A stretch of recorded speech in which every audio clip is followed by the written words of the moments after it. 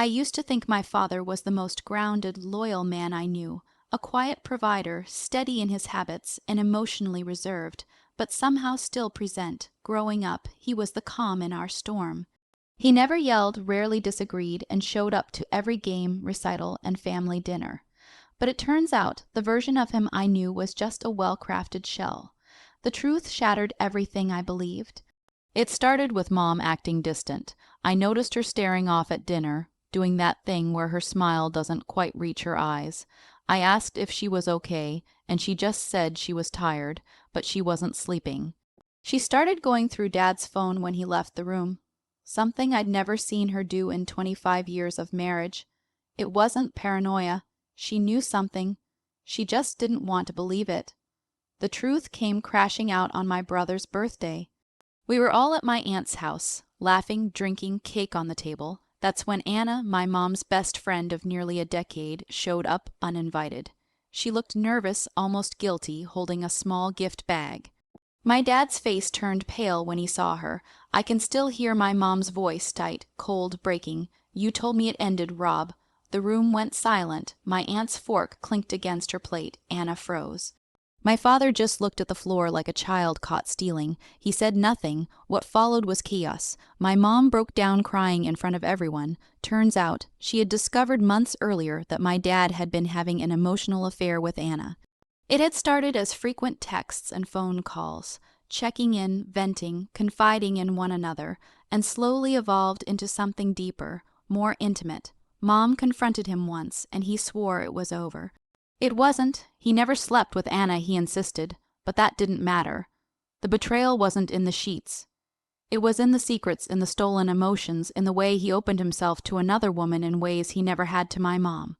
He gave Anna the parts of him we never even knew existed. I stopped speaking to him after that night. So did my sister. Mom filed for divorce quietly 3 months later. She never made a scene again. She didn't need to. Dad moved out and started casually seeing Anna, though he swore it wasn't serious.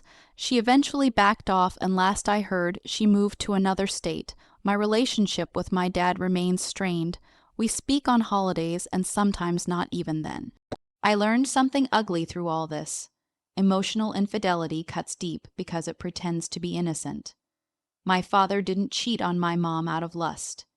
He did it because he didn't know how to talk to her anymore, and instead of trying, he found comfort in someone else who wasn't complicated. By years of shared history and resentment, he never stopped being a father, but he stopped being my hero. Trust isn't always destroyed by one explosive act.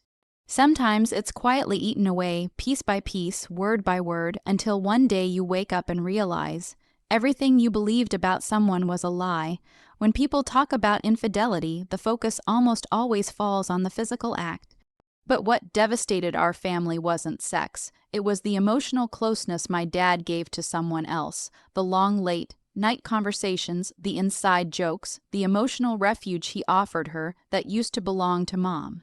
That level of connection was more personal than anything physical.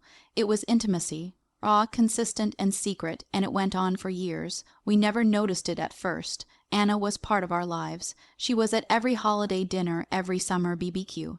She babysat us when we were younger. She and Mom used to drink wine and talk until midnight in the kitchen.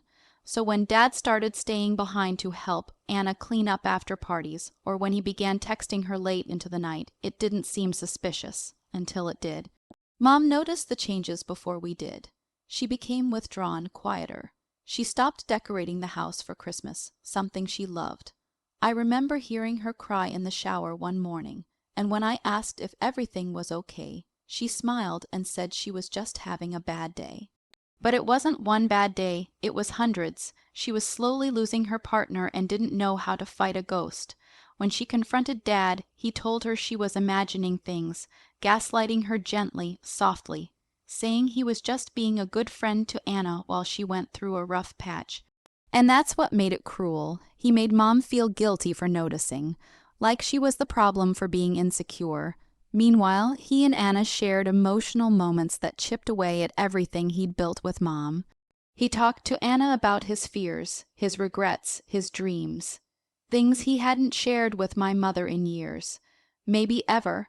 I saw some of the messages later when Mom finally showed me. It wasn't raunchy. It was worse. He told Anna things like, "You see me better than anyone," or "Talking to you calms my mind." I didn't know who he was anymore. That was the betrayal. The man who once carried my lunchbox to kindergarten and helped my mom clean up my vomit during the flu now poured his heart into another woman. One who had been in our living room like family. It felt disgusting. Like watching someone reach into the chest of the person you love and rip out something they never offered you. And yet, there was no clear line in the sand. No single night that defined the betrayal. It was death by 1,000 cuts, 1,000 texts, 1,000 conversations he should have had with Mom, but didn't. That's what tore us. Not sex, not passion, but quiet, deliberate, emotional abandonment. And the worst part, he thought it wasn't really cheating, because no clothes ever came off. But what do you call it when someone takes all the love, trust, and attention meant for you and hands it to someone else in secret? You call it betrayal. After months of emotional distance and ignored gut feelings, Mom finally decided to keep quiet. For the sake of peace, or maybe because part of her still wanted to believe he would choose us again. She gave him one more chance after confronting the messages. He swore teary-eyed that it was over. He promised he would cut Anna off and fix things. Mom believed him. She needed to. We all did. But secrets like that don't die in silence. They don't quietly slip away when you bury them deep enough. They wait for the moment that hurts the most. That moment came at my brother Daniel's 21st birthday party. It should have been a celebration. The first real gathering we'd had in months where everyone tried to act normal again. We were all pretending, smiles stretched too tightly, laughter a little too forced. I could tell Mom was trying. She even wore her favorite earrings, the ones Dad gave her for their 20th anniversary. Then Anna walked in, no warning, no invitation, just walked into my aunt's house with a small, wrapped gift and an awkward smile. Her eyes scanned the room until they landed on my dad. He froze. She hesitated, like she expected him to come to her, like they had an unspoken understanding. But there was none, just this horrible silence, and then the smallest, almost inaudible whisper from my mom. "You told me it ended, Rob." Everything cracked open in that one sentence. The energy shifted immediately. All the denial, all the pretending, all the pressure that had built behind my mom's eyes for months came pouring out. She didn't scream. She didn't accuse. She just stared at him like she didn't recognize the man standing in front of her. Dad didn't deny it this time. He didn't say a word. Anna backed toward the door, trying to disappear, but the damage was done. The party ended instantly. Daniel didn't even get to open his gifts. People left in confusion, some with pity in their eyes, some with quiet judgment. My mom collapsed in my aunt's bedroom, not sobbing, just silent, trembling.